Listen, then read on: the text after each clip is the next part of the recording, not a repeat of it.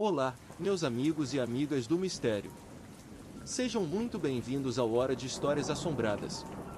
Hoje, convido você a embarcar comigo em mais uma viagem, uma daquelas que nos fazem olhar para trás só para garantir que estamos realmente sozinhos. Mas antes de começarmos, já aproveita e faz aquele ritual que ajuda o canal a crescer.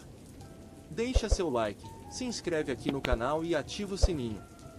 E se alguma dessas histórias mexer com você, compartilha com alguém que também ama o sobrenatural. E claro, comenta aqui embaixo o que você achou. A sua participação é o que mantém essa jornada viva. Agora, apaga as luzes, coloca o fone de ouvido. Porque o que eu vou te contar hoje pode não deixar você dormir tranquilo. Vamos começar nossa viagem pelo desconhecido. O apavorante expediente, esta na fábrica, ano 2000. E aí, galera? Pessoal do meu canal, hoje eu tenho uma história pra vocês que, olha, me arrepia só de pensar. É daquelas que a gente ouve e pensa, será que foi verdade? Mas quem me contou garante que cada detalhe aconteceu. Essa história, que vou chamar de O Apavorante Expediente, esta na fábrica, é do Sr. André. Ele me pediu para não citar o nome verdadeiro dele, nem da fábrica, que vamos chamar de Madeireira Progresso, tá? É para preservar a identidade de todo mundo envolvido. O Sr. André, na época, era um moleque, recém-saído do ensino médio, doido para conseguir um trabalho. E conseguiu lá, na Madeireira Progresso, por volta dos anos 2000. Ele me contou que foi jogado num setor que era só uns coroa, sabe? Uns caras mais velhos, mestres da marcenaria, que faziam uns móveis que eram tipo obra de arte. Tinha o seu Zé, o mais experiente, que parecia saber tudo sobre cada tipo de madeira. O Carlos, que vivia de bom humor, contando piada o tempo todo. E o Mário, que era mais na dele, mais caladão, mas um craque na hora de montar as peças. Eles até que acolheram bem o André, mas adoravam pegar no pé dele, o novato, com uma zoeirinha que nunca acabava. Acontece que, em certas épocas do ano, essa Madeireira Progresso virava de cabeça para baixo. A gente ficava entupido de pedido, uma loucura total. Era tanta encomenda que eles tinham que emendar o turno, virar a noite para bater a meta. E foi numa dessas que a turma resolveu batizar o André. Começaram a contar umas histórias de terror sobre a fábrica, umas coisas de arrepiar. Falavam de um operário que tinha sumido sem deixar rastro no turno da noite, de barulhos estranhos que vinham da serralheria quando tudo estava parado, de umas sombras que passavam no canto do olho. O André, claro, fingia que não acreditava em nada, mas por dentro, ele sentia um friozinho na barriga. O dia da hora extra chegou. Era uma sexta-feira chuvosa, daquelas que a gente só quer cama e cobertor. Chegou a hora da janta e a galera toda se mandou pro refeitório.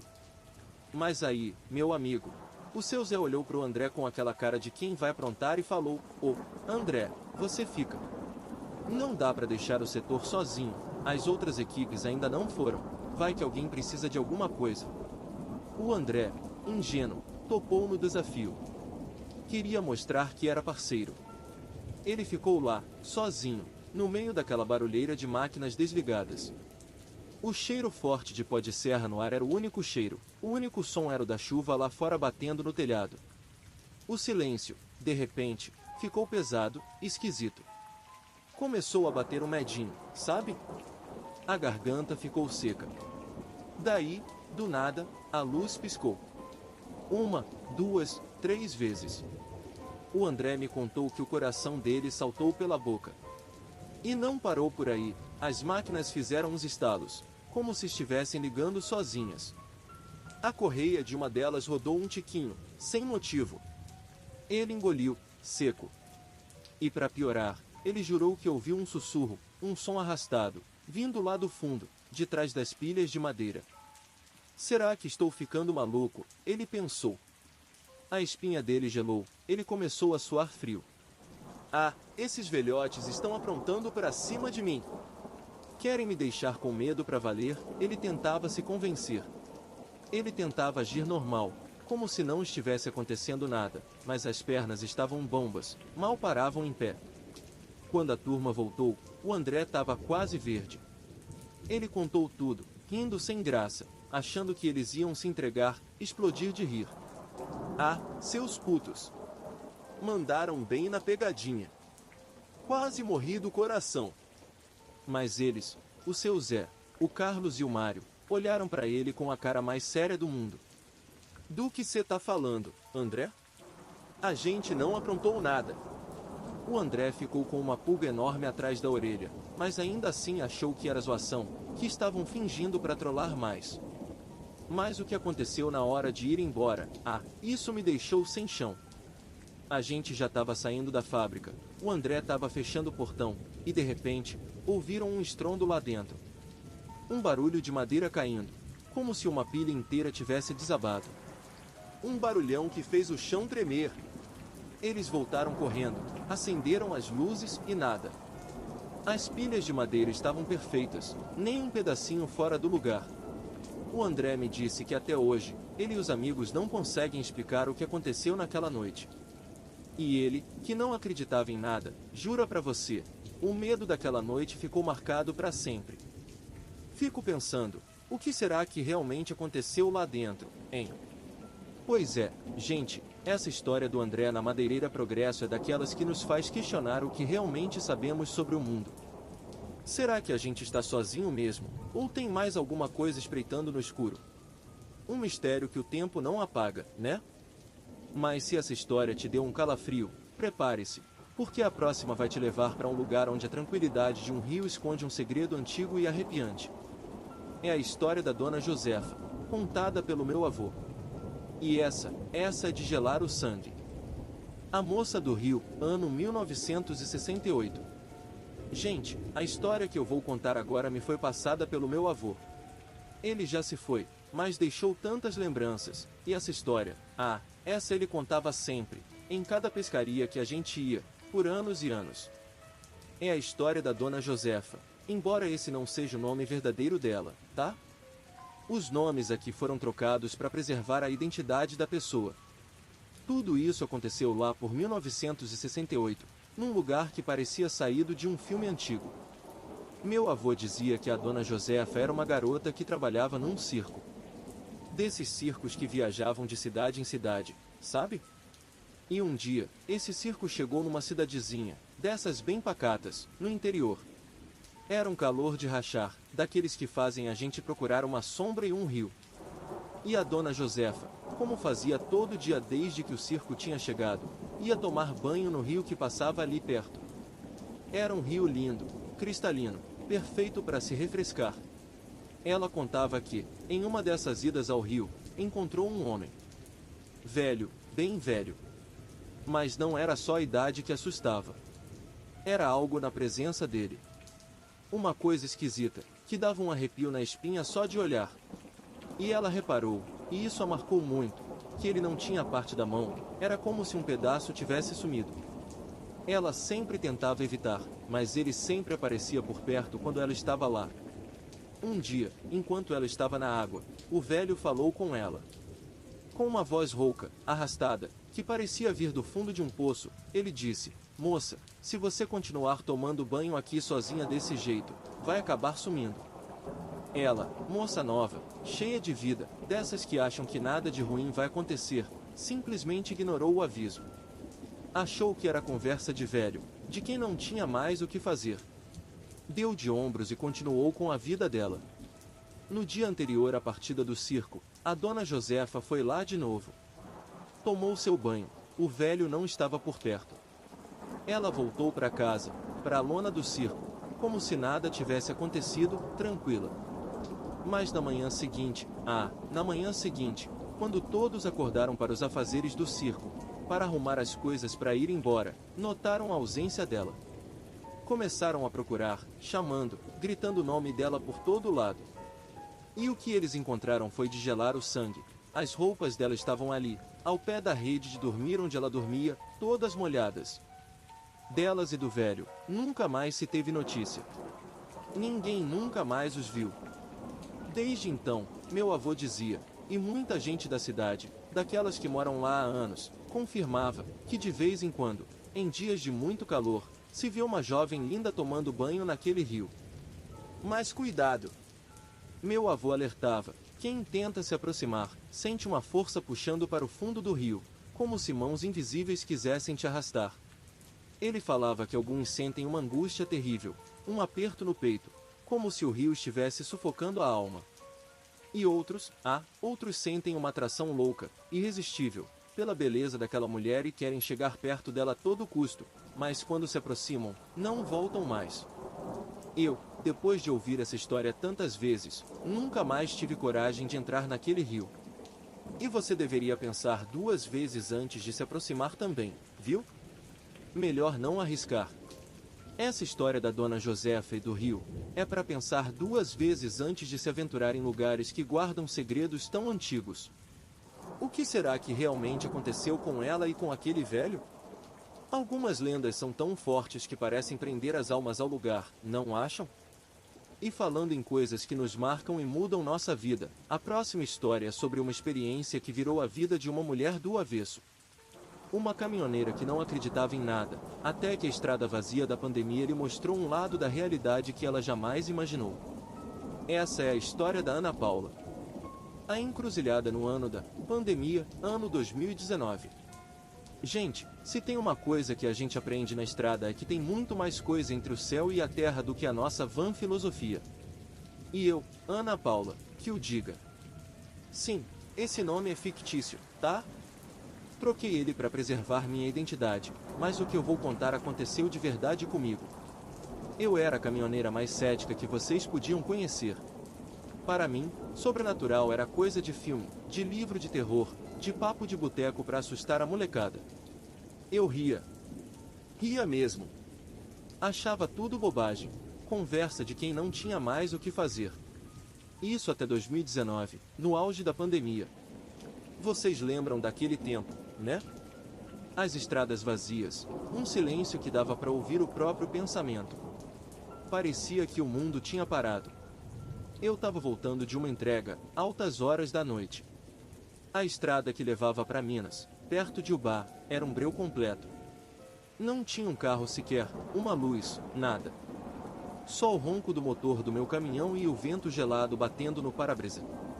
Eu estava ali, ligadona, mas o cansaço começava a pesar.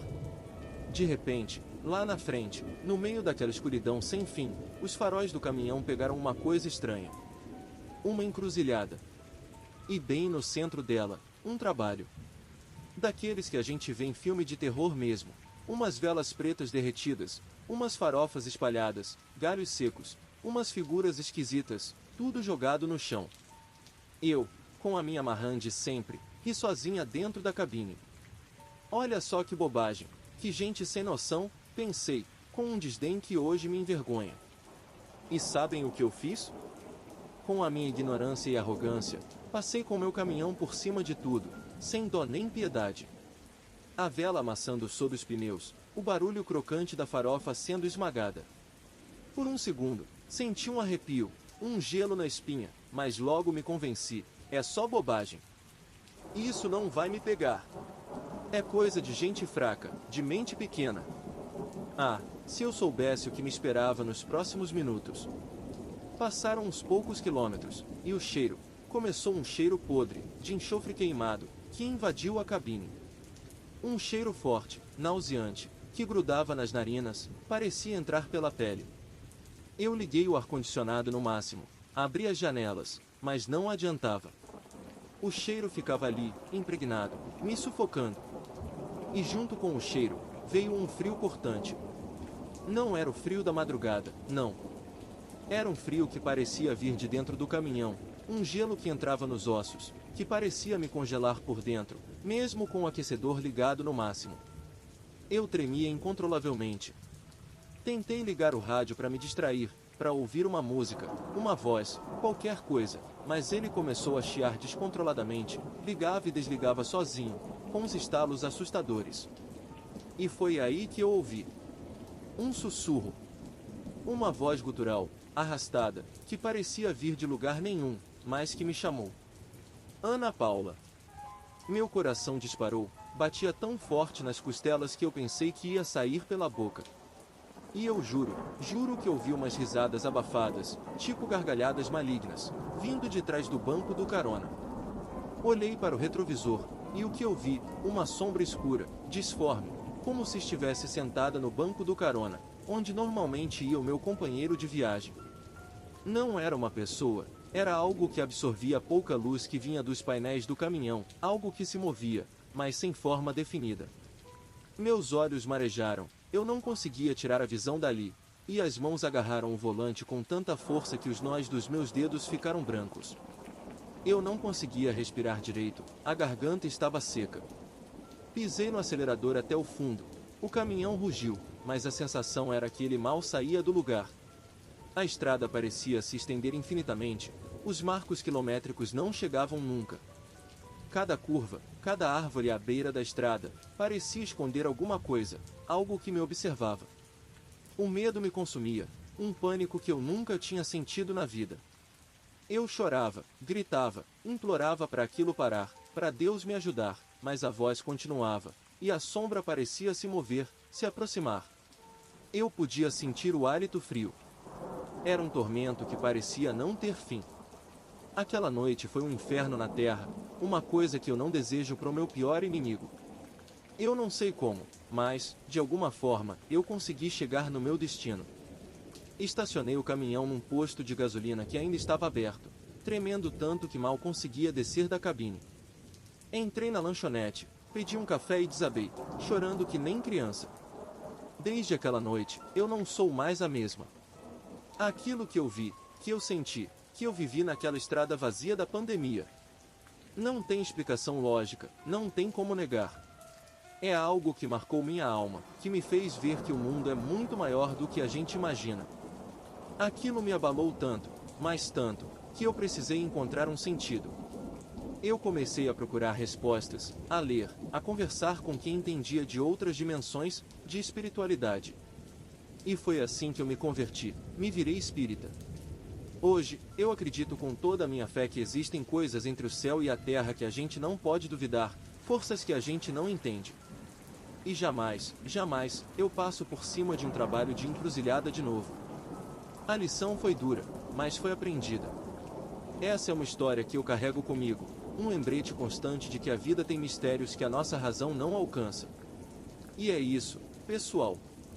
A história da Ana Paula é um lembrete forte de que, mesmo para os mais céticos, a vida pode nos surpreender com experiências que desafiam toda a lógica. O que vocês acham que aconteceu com ela naquela estrada deserta? Deixem seus comentários aqui embaixo. E lembrem-se, fiquem ligados, porque o mundo é cheio de mistérios, e a gente está só começando a desvendá-los. E assim, chegamos ao fim de mais uma noite de histórias assombradas. 3 relatos, 3 encontros com o inexplicável. Mas o que você acha? Seria tudo fruto da imaginação. Se alguma dessas histórias te arrepiou, comenta aqui embaixo. Deixa seu like, compartilha com os amigos que também se interessam pelo sobrenatural. E se ainda não for inscrito, se inscreve agora e ativa o sininho. Aqui, cada semana é uma nova viagem pelo lado oculto da realidade. A gente se vê no próximo vídeo.